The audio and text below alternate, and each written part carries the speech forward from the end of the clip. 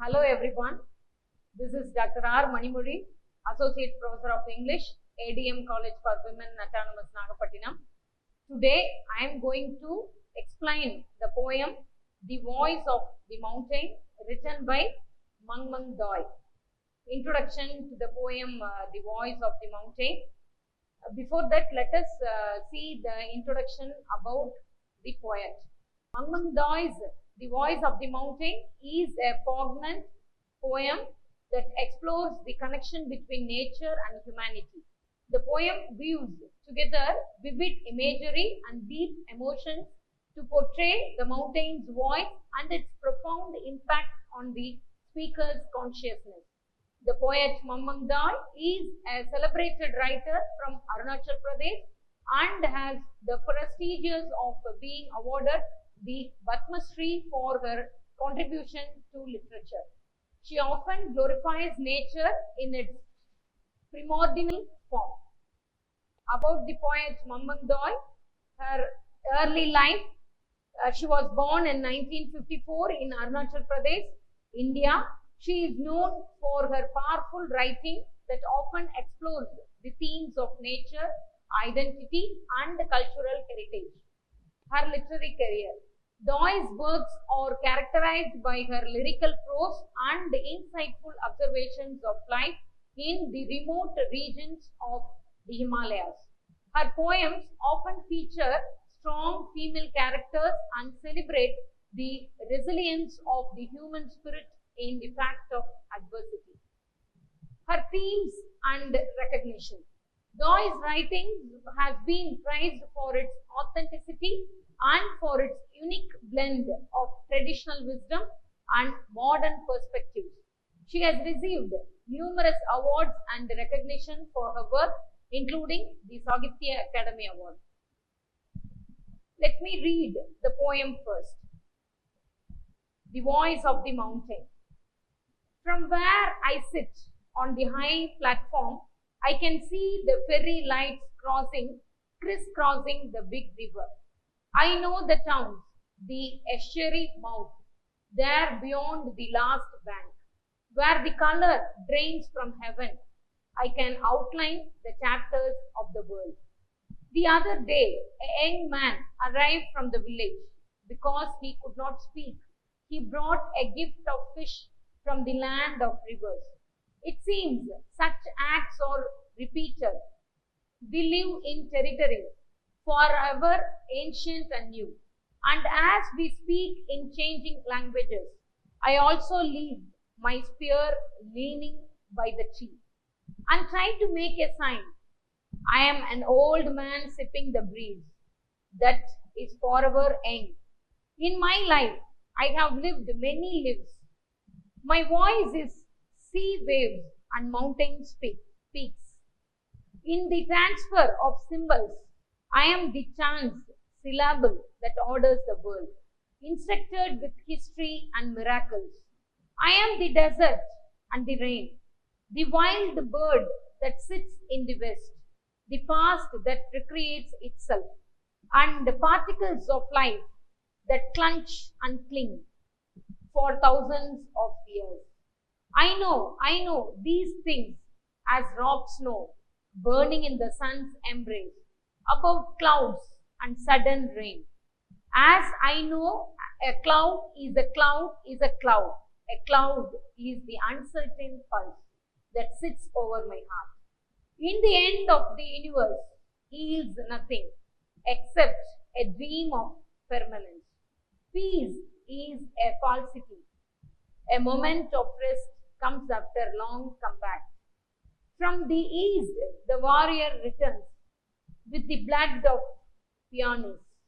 I am the child who died at the edge of the world, the distance between end and hope. The star diagram that fell from the sky, the summer that makes me weep. I am the woman lost in translation who survives with happiness to carry on. I am the breeze that opens the mouth of the canyon, the sunlight on the tips of trees. There where the narrow gorge hastens the wind, I am the place where memory escapes. The myth of time. I am the sleep in the mind of the mountain. This is a wonderful poem by Mamang.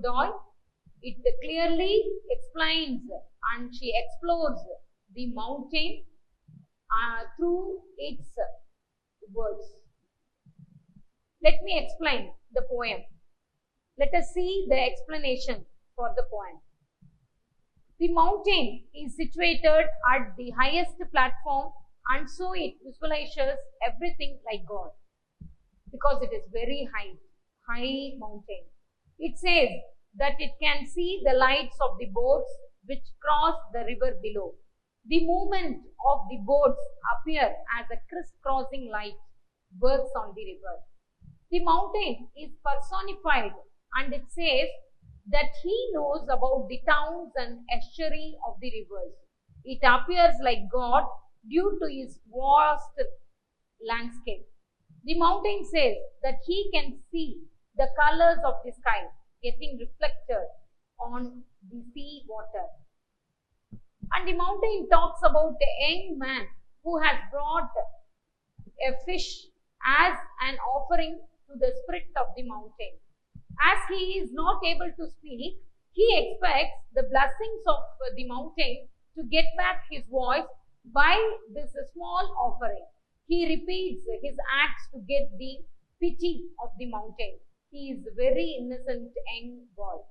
The speaker leaves his spear leaning by the tree. He tries to make a sign. He makes a sign of reverence when the mountain comes into his sight. The speaker participates in the dramatic monologue of the mountain. The mountain says that he is like an old man. He is sipping the breeze to keep his soul fresh. He maintains his youthfulness in this way. The mountain further says that it is the macrocosm of the universe. It is possible that one can hear the sound of the waves and trickling wind within the voice of the mountain. From the mountain's ancient language, one can find the history and the miracles of mankind. In this sixth stanza, the mountain asserts his universality. The mountain asserts his universality.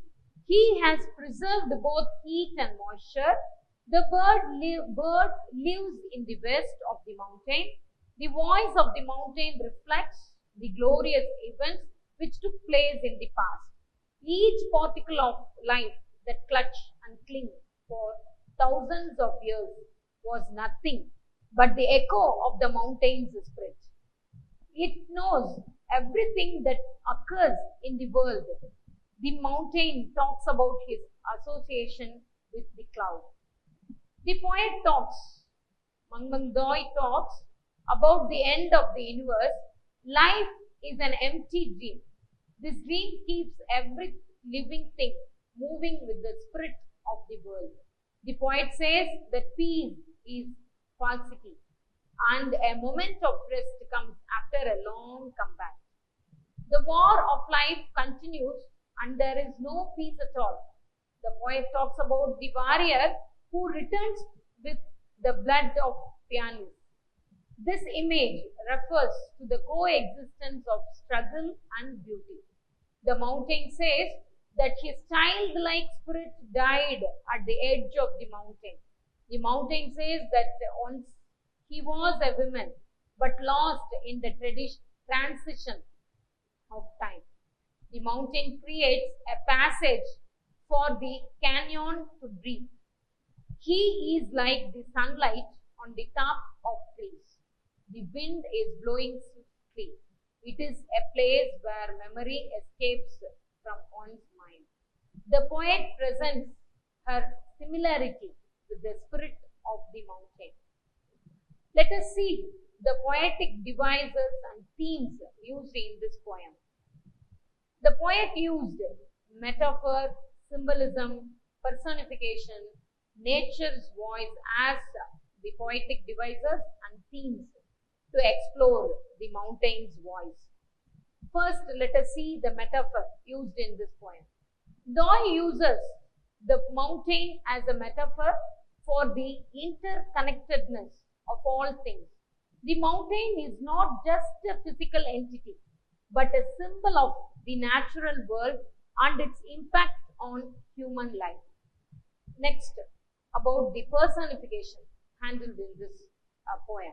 The mountain is given a voice which allows Doi to express its perspective and its connection to the speaker. Doi explore its perspective and its connection to the speaker. The voice of the mountain speaks to the speaker's inner world and helps them to connect to their own emotions. And symbolism used in this poem. The mountain represents the strength, resilience, and the enduring power of nature. Its presence and voice offer a sense of peace and grounding for the speaker. And lastly, let us see the nature's voice. The poem explores the concept of nature having a voice and a wisdom that transcends the human understanding. The mountain's voice is a reminder of the importance of listening to the natural world and understanding its message. Let us see the symbolism used in this poem. Symbolism of the mountain, its strength and resilience.